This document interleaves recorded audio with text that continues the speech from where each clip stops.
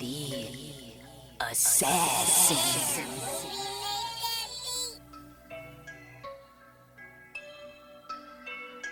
You know I break necks, call me Jack Tate. I have no regrets while your life is fading. I'm a crazy fuck equivalent to Satan. When I'm behind the mic, I feel like the greatest. You know I break necks, call me Jack Tate. I have no regrets while your life is fading. I'm a crazy fuck equivalent to Satan. When I'm behind the mic, I feel like the greatest. What up, y'all? You're listening to Sports Talk with Tropp, and I'm your host, Katie Tropp. Well, what a week 3 of football we had. We had some crazy endings to some games yesterday. So many blocked kicks. I mean, there were a bunch of touchdowns yesterday that weren't even offensive touchdowns. They were interceptions, pick sixes, blocked field goals, and then pick them up and run it back for a touchdown. It was one of the craziest days of football I have ever seen in my life. Then, unfortunately, on the flip side, we had some pretty major injuries as well to report on today as well. So let's just get right into week 3 and how it began with the Pittsburgh Steelers at the New England Patriots. This was a defensive battle, but the Pittsburgh Steelers were the defense that got it done. The Steelers forced this crazy goal line fumble from Ramondre Stevenson, which really was the turning point of the game, if you will. They had some nice interceptions on Drake May. They had him running for his life. And even so, Drake May still had a very solid day, went 28 for 37, 268 yards and 2 touchdowns. Aaron Rodgers had another amazingly efficient day as well. He had a couple of touchdowns himself. And it was really just an all-around battle between two teams, but the Pittsburgh Steelers ended up walking away with the win 21-14. It was just an all-around great day from them on the defensive side of the ball, very efficient day on the offensive side of the ball, and it's kind of looking like Aaron Rodgers really has turned around things, at least up until this point, for the Pittsburgh Steelers, especially on that offensive side of the ball. And this was the first game really of the season for the Pittsburgh Steelers defense where they really got it done. Like I said, they forced a major fumble at the goal line to prevent them from scoring. But then they also got another fumble as well later in the game. They had interceptions. It was just really an all-around excellent day from the Pittsburgh Steelers. Then we had the Green Bay Packers at the Cleveland Browns, and this turned out to be one of the most shocking games of the day. The Browns got the win 13-10. This one was also a battle on the defensive side of the ball, as you could tell by a 13-10 score. But the Browns had this insane blocked field goal, and it just was one of the most insane games, and they just went back and forth for a little bit there. It was tied for a little bit there.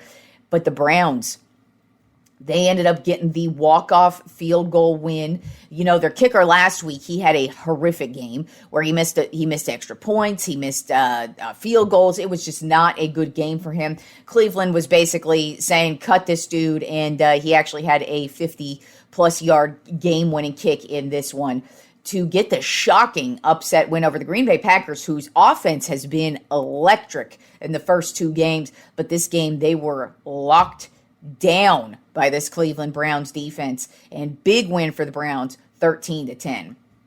Then the Indianapolis Colts at the Tennessee Titans. The Indianapolis Colts just keep on rolling in this one. They got the win 41-20. Big game yet again from Daniel Jones, who has not had an interception this season, still remains true after 3 games. He went 18 for 25, 228 yards and a touchdown. But the dude is Jonathan Taylor at running back. This guy, he has been so consistent for so many years. Honestly, the only thing that stops this dude is injuries. He went 102 yards yesterday and 3 touchdowns in a huge win over the Titans for the Colts, who finally had to punt in this one, but big win for them, 41-20. And they're 3-0 on the season. Who would have thought? Then we had the Cincinnati Bengals at the Minnesota Vikings, and the Vikings whooped ass in this one, 48-10. Their defense went off. Oh my God, I forget his name. But one of their defensive players, he had 2 forced fumbles. He had a fumble return, I believe, for a touchdown. He had an interception for a touchdown, and he just had an amazing game. But I mean, really, overall, this Vikings defense completely suffocated the Cincinnati Bengals offense. And Carson Wentz actually held it down on the offensive side of the ball because he had to take over at quarterback in this one. He went 14 for 20, 173 yards and 2 touchdowns. So it's just showing that Kevin O'Connell in this offense, it doesn't matter who plays at quarterback. He's got them locked in and ready to go every game. And then Jordan Mason at the running back position, he had 116 yards and 2 touchdowns. And then Justin Jefferson added in another 75 yards on the offensive side of the ball. Then another crazy game that went down to the wire, the Los Angeles Rams at the Philadelphia Eagles. This was all Rams all day until the second half. That's where the Eagles just turned it on. I mean, it looked like the Rams were going to absolutely dominate this one, but the Eagles just kept plugging away. They just kept chugging away. The first half, it was no offense at all. But then they got it going. They got the ball to A.J. Brown who finally was able to make some huge plays, finally get in the end zone on this one. And but the big play. The big play, because the Eagles were able to finally get the lead in the fourth quarter. But the Rams had plenty of time. They drove down the field. They got into field goal range. They were only down by 1 point. At this point, it was 27-26. And you're in field goal range for their field goal kicker, Cardi. He can easily get this one.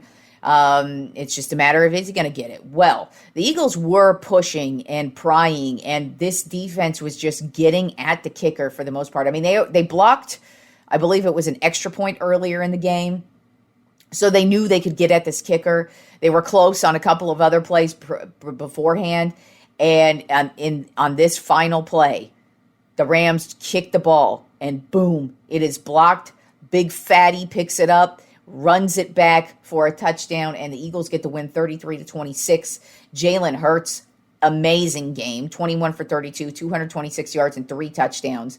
And but I mean, you look at the Rams, there was nothing bad that they were doing. I will say they did have to settle for a bunch of field goals in the first half, which I think came to bite them back in the ass in the second half of this one. But I mean, really, just overall, they were pretty much obliterating the Eagles for the most part. The Eagles, like I said, just kept plugging away, kept chugging away, and just ended up getting the win 33-26. Then we had the New York Jets at the Tampa Bay Buccaneers. This was another crazy one with another crazy blocked field goal that the Jets blocked a field goal, ran it back for a touchdown, and took the lead. They did not have the lead once in this game until that blocked field goal. As a matter of fact, they went off for 21 points in the fourth quarter, which was just crazy.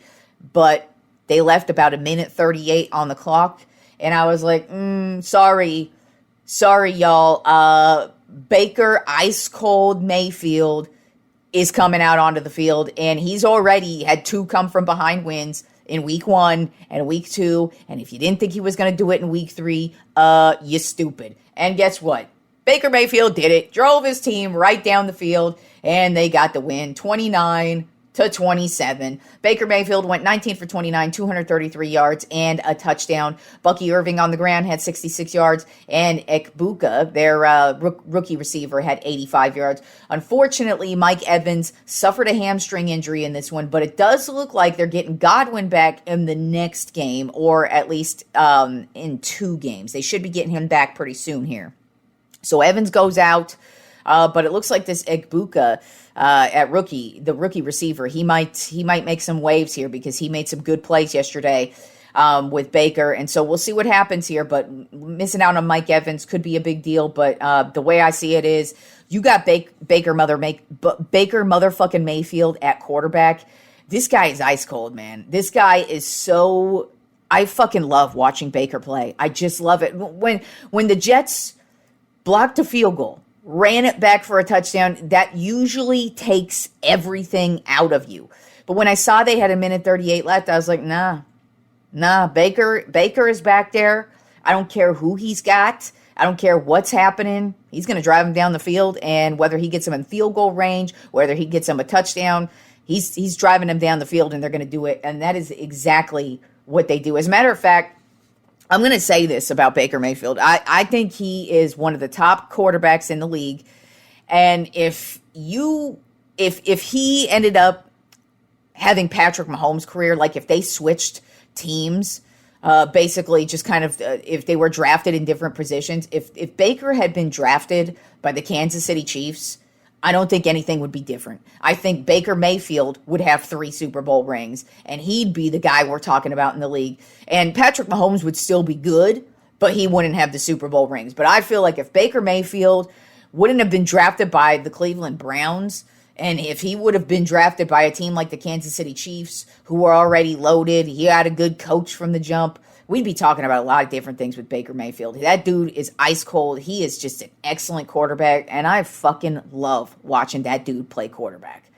And like I said, I've said it many, many times, I want to hate Baker. He is an Oklahoma Sooner. I hated watching him play for the Oklahoma Sooners, but I got to say, this dude is a beast. He's a killer. He's a motherfucker, and I love watching him play every single week, and I knew he was coming back. They left way too much time on the clock for that dude, and the Buccaneers are 3-0. Then we had the Las Vegas Raiders at the Washington Commanders, and it didn't matter who was at quarterback yesterday for the Commanders. They absolutely obliterated the Raiders, 41-24. It was all Washington all day.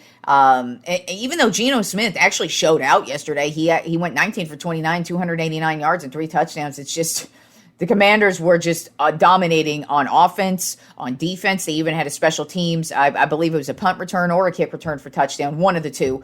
But it was just a big day for the Commanders and an easy win for the Commanders, 41-24. Then we had the Atlanta Falcons at the Carolina Panthers, and the Panthers showed out in this one. The Panthers got their first shutout since 2020, 30-0, and they dominated Michael Penix Jr. yesterday. He threw some bad interceptions, 2 pick sixes. It was just straight up domination by the Panthers.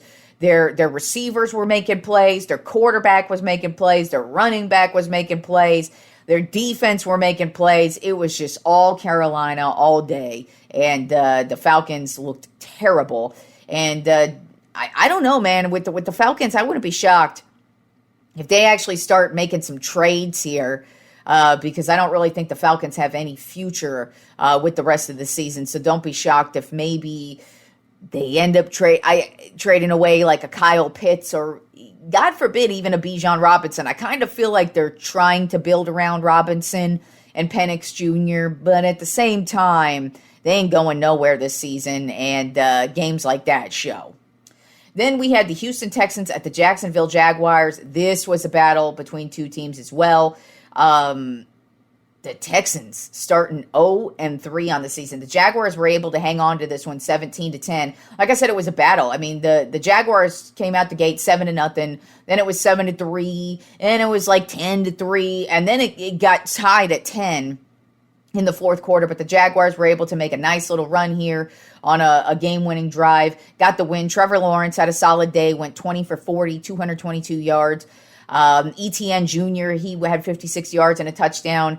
And it's been weird with the Texans and their offense. Like I said at the beginning of the season, I felt like the Texans were going to win their division because they had a really solid defense, but I was very concerned with their running game, and I'm even more concerned now about their offensive line. CJ Stroud he's had no time at all this season in the pocket. You look at it, his rookie year, he was phenomenal because he had a lot of weapons and he had time and he had a running back.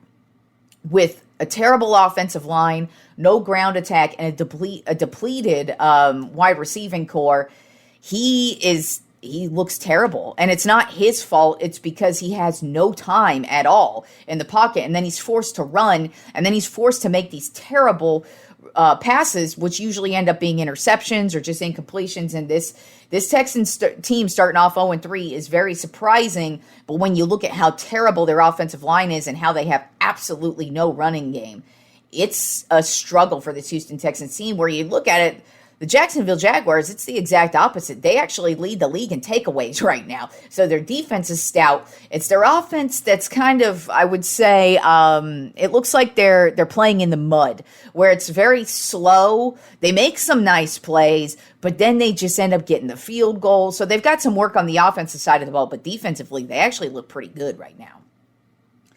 Then we have the Denver Broncos at the Los Angeles Chargers. This was another battle. I mean, the Chargers dominated for the majority of the game, but the Broncos made it a battle in the second half. But then the Chargers were able to make the big plays in the end, and they ended up with the win 23-20. Justin Herbert went off 28 for 47, 300 yards, and a touchdown. And that doesn't even do what he did. Those stats don't do him justice with the way he played yesterday. He had a few plays where you're like, how did you make that throw? There was one where, like, he barely just missed a blocked pass. And then when he's throwing it, he barely misses the blocked pass. But the window he's throwing it in, it has to be the most perfect pass you've ever done, and he gets it in for a touchdown. It's just crazy to watch Justin Herbert. Then J.K. Dobbins, he used to play for the Chargers last year. He went off for 83 yards and a touchdown for the Broncos. And then Cortland Sutton also had a great game, 118 yards and a touchdown for the Broncos. It was really just a battle between two really solid teams. But the Chargers were the ones who ended up walking it off. And you gotta say, with this Chargers team, it's only week 3. It's only week 3. We have a long season to go, and it takes the entire season to actually believe in this Chargers team.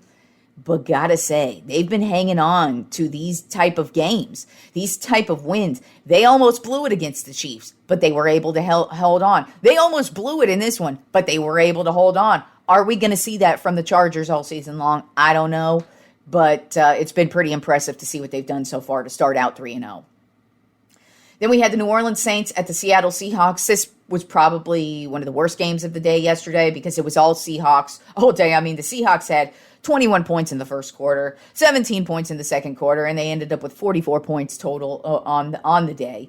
As a matter of fact, the Saints didn't even score their first touchdown until the fourth quarter, but the Seahawks got the win 44-13. Sam Darnold didn't need to do much yesterday. He was only 14 for 18, so it was a very efficient day, but not a lot of passes. But 218 yards and 2 touchdowns, and one of those touchdowns was to Jackson Smith and Jigba, 96 yards and a touchdown, and just absolute domination by the Seahawks against a terrible, terrible, terrible New Orleans Saints team. Then another ass-kicking came from this game, the Dallas Cowboys at the Chicago Bears. This was all Bears all day. As a matter of fact, I pretty much thought this game was over after the successful flea flicker that the Bears had. It was one of the ugliest flea flickers I've ever seen in my life. But of course, they completed it, and I mean, it was just all Bears all day. This Dallas Cowboys secondary was getting blown up. Once again, this is another game where I look at and go, sorry, y'all, don't miss Micah Parsons. This is not a game where I go, oh, gee, if we only had Micah Parsons, it would have been totally different. No, haven't said that in any of these 3 games. He doesn't play secondary, so, and yes, you could say, oh my God, the pass rush. Nah. This defense would still be getting blown up. As a matter of fact, this is exactly what everybody would say. Had we signed Micah Parsons to the deal he got in Green Bay, everybody would be cutting Jerry Jones down right now saying, oh, see, you don't pay a defensive player that much. Look at how bad their secondary is, because their secondary would still be trash at this point. And that's really been it. And I mean, that's what the Bears did. The Bears just went at this Cowboys secondary all fucking day, and they were successful in all fucking ways. And to keep it real, there was nothing positive to say about this Dallas Cowboys team. On the offensive side of the ball, they had some spark. They had some good plays. But it's just the defense was on the field. I mean, there was one drive that the Bears had in the third quarter where they literally had 19 plays. 19 plays in one drive. That's what you call just taking it over, absolutely just obliterating that defense and making sure that offense has no shot at all of getting on the field. And even if they do get on the field, well, they got to do something. And they just weren't doing much of anything. Caleb Williams went 19 for 28, 298 yards, and 4 touchdowns. And it was just absolute, complete domination by the Chicago Bears against the Dallas Cowboys yesterday. Then we had another crazy game between the Arizona Cardinals and the San Francisco 49ers. This was a battle all the way till the bitter end, in which the San Francisco 49ers were able to overcome just some terrible play, but they were able to get this last drive down the field, set themselves up in field goal position, and able to walk it off 16-15. Mac Jones, 27 for 41, 284 yards and a touchdown. Christian McCaffrey only had 52 yards on the ground, and it was really just the Niners were able to make the big plays that they needed to in the end. Unfortunately for them, the bad news is Nick Bosa tore his ACL yesterday, and he is out for the rest of the season. So we'll see what happens there. The Niners they're 3-0 with all the piled up injuries. I mean, Purdy missed 2 games now. George Kittle has missed 2 games now. They haven't had Brandon Ayuk in 1 game yet. Juwan James has missed a game, so now this just really piles up on the injuries, but at some point that is going to pile up on them. But hey, they're 3-0, and there they are. And then Sunday Night Football was an absolute garbage fest from the Kansas City Chiefs at the New York Giants. Both of these teams were trash. The Chiefs got the win 22-9. The only reason why the Chiefs got the win, though, is because the Giants are garbage. If the Chiefs were playing even a halfway decent team, they would not have got this win. This Chiefs team is garbage. There is no other word other than I mean, even though Mahomes is making amazing plays, and that's pretty much what they're riding. Just they get into like 3rd and 15 and he makes some magical play. That is all the Chiefs are living on this year. They have no big playmakers. They have no standout receivers. They have nothing going on in their ground attack. And their defense looked good last night, but they haven't looked good in their first 2 games. There is nothing good about this Kansas City Chiefs team. As a matter of fact, this first half, nobody wanted to win this game yesterday. Absolutely nobody wanted to win this game last night. It's just like I said, the Chiefs, since they have the experience, since they have Mahomes, the big playmaker, and their defense was able to make some big plays against a terrible New York Giants offense, they got the win. But they played the Baltimore Ravens next week. If they look like that on offense, they're going to get their asses kicked like 41-0.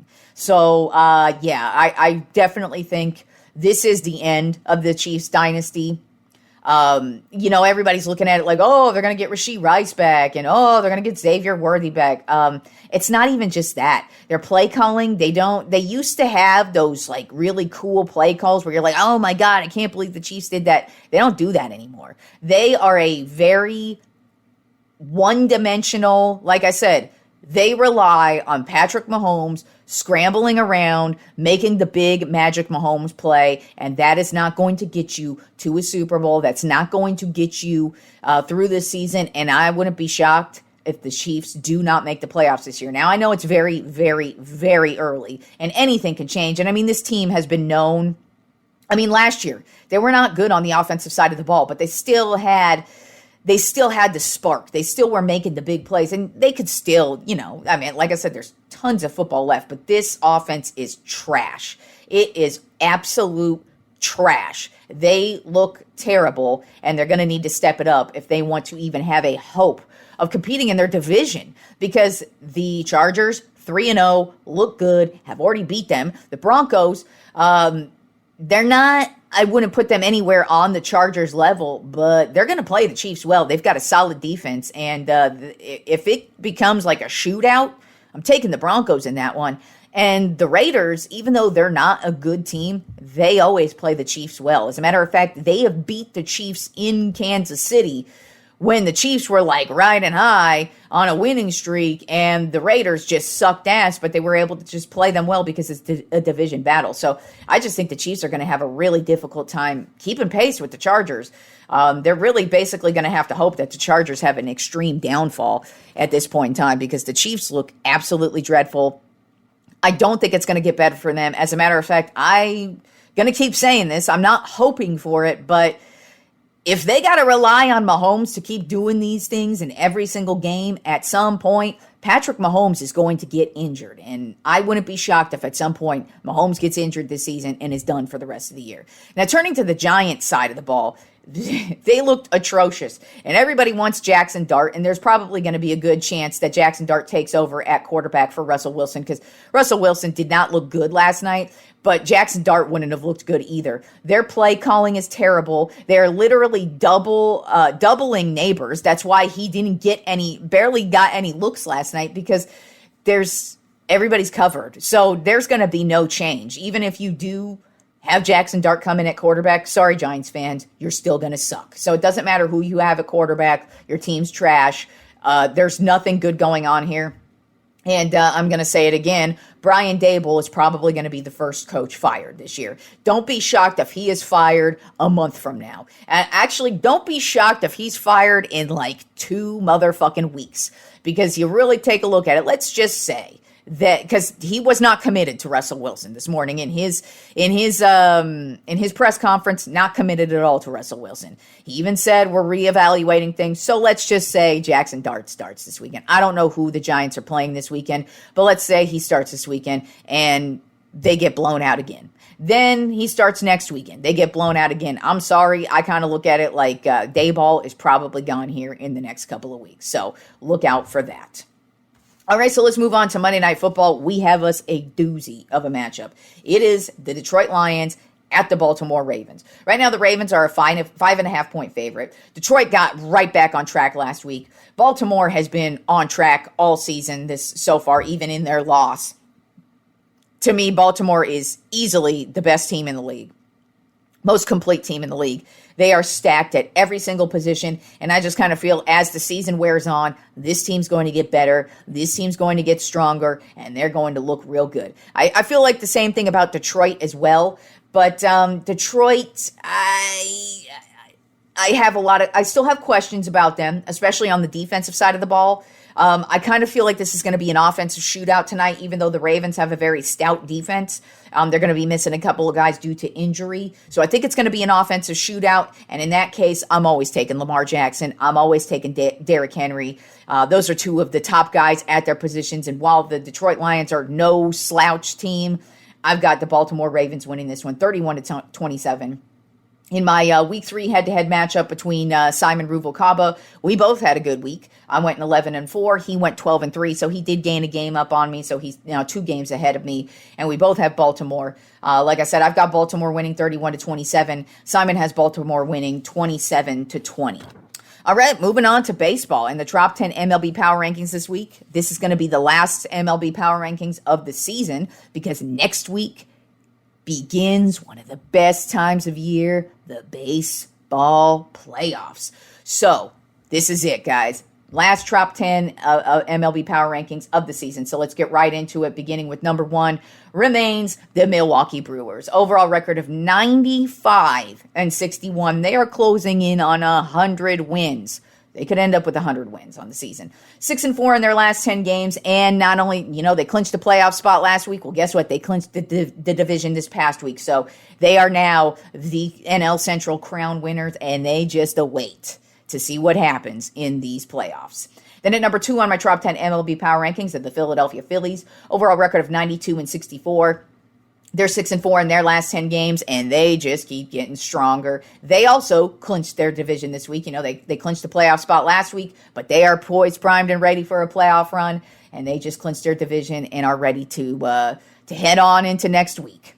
Then at number 3 on my Tropp 10 MLB Power Rankings are the Toronto Blue Jays. Overall record of 90-66. They're 6-4 in their last 10 games. They just clinched a playoff spot. They did not clinch the division just yet, but they're almost there. They've got to go down the stretch this week. I mean, there is a battle between them, the Yankees, and the Red Sox. So this American League East is going to be a battle probably till the last game of the season. But right now, Toronto's got it on lock, and they did clinch a playoff spot. So it doesn't matter whether they win the division or not. They are in. Then at number 4 on my Tropp 10 MLB Power Rankings is the New York Yankees. Overall record of 88-68, and they're 7-3 in their last 10 games. Offensively, 0 issues. With the pitching, man, Fried and Rodon, I feel like are just getting stronger. It's crazy to me, because imagine if Garrett Cole was in. Garrett Cole hasn't played all season because he had the Tommy John injury to start the season. So just imagine the depth of this starting pitching if they had Cole, Fried, and Rodon, because Fried and Rodon are pitching out of their mind. That's why I have the Yankees ranked so high, because I'm going to keep it real, y'all. I think if I'm just picking today, I'm probably picking the Yankees to represent the American League in the World Series, just because I think they have so much depth. And even though their defense is a problem, it could be that could be what hinders them in the World Series. But as far as getting to the World Series, I think this is the hottest team in the American League, and they've got the depth, they've got the offense, and they have the starting pitching. Because what most people do not realize, everybody forgets it during the regular season, but in the postseason, if you've got the hottest starting pitching, you usually are who ends up winning the World Series. But we'll see what happens. But the New York Yankees, they're stacked right now, and I wouldn't be shocked if they actually take over the American League East. But even if they just get in as a wild card, you really got to watch out for the Yankees. Then at number 5 on my top 10 MLB Power Rankings are the Chicago Cubs. Overall record of 88-68. They're 5-5 in their last 10 games. They clinched a playoff spot themselves, so they just sit there and wait to see what happens. They've kind of fallen off offensively, which is kind of weird because they were the hottest offensive team, but the last month of baseball has been very weird from the Cubs, and that's not what you like to see headed into the playoffs. But they did clinch a playoff spot, so it doesn't matter. Then at number 6 on my top 10 MLB Power Rankings of the Los Angeles Dodgers. Overall record of 88-68. They're 6-4 in their last 10 games. They just clinched a playoff spot this past week. They have not clinched their division just yet, but they are almost there. Then at number 7 on my top 10 MLB Power Rankings of the Seattle Mariners. Overall record of 87-69. They are 9-1 in their last 10 games, and they have overtaken the Houston Astros in the American League West. And if they keep playing this way, it's going to be very easy for them to keep it moving, because Houston not playing well at all right now. Then at number 8 on my top 10 MLB Power Rankings, I have the Detroit Tigers, 85-71 in the regular season, but 1-9 in their last 10 games. Talk about slump. I mean, you come into the playoffs like this, don't be shocked that Detroit's first one and done.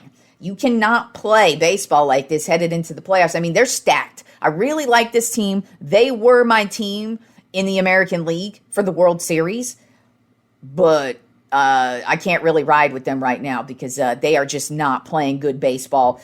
Things can change. Things can turn around, but 1-9 in the last week of baseball, I don't know. They're going to need a nice little run here for me to actually believe in them, depending on who they play and face off against. And hey, they almost have lost their grip on the American League Central. Then at number 9 on my top 10 MLB Power Rankings, I have the Cleveland Guardians. Overall record of 84-72. They're 9-1 in their last 10 games, and this is the team that's almost ready to take over the Detroit Tigers for the American League Central. They swept their ass last week, and Cleveland just keeps rolling. Cleveland does this, it feels like, every single year. You know, they have a mediocre regular season, and then all of a sudden, the last month of baseball, boom, here they are. Headed into the playoffs, full steam ahead, and don't be shocked if you see them in the ALCS, because that's just kind of how the Cleveland Guardians do. And then rounding out the top 10 MLB Power Rankings this week, I have the San Diego Padres. Overall record of 85-71. They're 6-4 in their last 10 games, and it's just they're keeping pace with the Dodgers, but we'll see what happens with them. I don't think they're going to be able to overtake the Dodgers for the division, but they're still keeping pace. They're still locked in for a wild card spot, and I still think they're going to be a force to reckon with once the playoffs roll around. So how is the playoffs looking now that we've got 1 week left of baseball? So the American League is looking like this. The American League East, the Toronto Blue Jays currently hold a 2-game lead over the New York Yankees. So this is going to be a battle for the American League East all the way till the bitter end. American League Central. Right now, the Detroit Tigers only have a 1-game lead over the Guardians, and I will not be shocked if the Guardians take over and actually win this division, because they have been playing much better baseball than the Detroit Tigers. And the Tigers, there's really nothing that they're really trying to overcome. There isn't some debilitating injury that they're trying to overcome. They're not like... It's just they're not playing good baseball, and the Guardians are, and I would not be shocked if the Guardians end up winning the Central when it's all said and done. And then the American League West right now, the Seattle Mariners have a 3-game lead over the Houston Astros, where Yordan Alvarez back on the injured list, and this Astros team is just playing terrible baseball down the stretch, and they have a shot of not even making the playoffs at this point, because the wild card spots right now Top three spots being held down by the New York Yankees, the Boston Red Sox, and the Cleveland Guardians, with the Houston Astros on the outside looking in. Texas Rangers, 5 games out, so maybe they could make a little run, but the Rangers have not been good at all. So it's basically the Yankees, the Red Sox, the Guardians, and the Astros if they have a good week. But, I take a look at it. It's like I don't see Detroit falling that far out. And then Cleveland, they're super hot right now. And then the Yankees and Boston are too. So, and Houston's just battling through these injuries, and they just have not got their footing at all. So don't be shocked if the Houston Astros actually miss out, not only on the division, but on that last wild card spot too.